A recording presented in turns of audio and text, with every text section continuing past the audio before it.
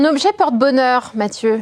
Un objet porte-bonheur, eh ben, c'est celle que j'ai toujours sur la tête, c'est ma casquette. Ah oui, vous ne la quittez jamais, cette casquette? Jamais, jamais, jamais. Et pourquoi? Je prends ma douche avec, je dors avec. Non, c'est pas vrai. Évidemment que non. Ah oui, moi je suis très premier degré.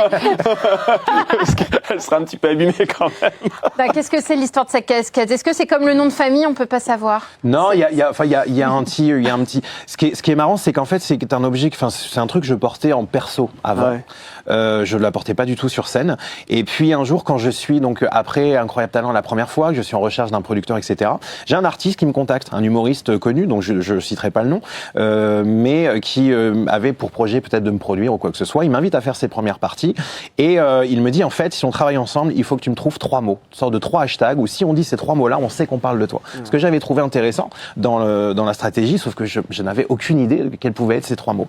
Ce jour-là, sur la première partie, je sais pas pourquoi, je me sens bien avec, je garde la casquette sur scène et je fais et tout se passe bien. Après le spectacle, on va manger au restaurant et dans la rue, il y a quelqu'un qui m'arrête, me dit ah c'était super la première partie.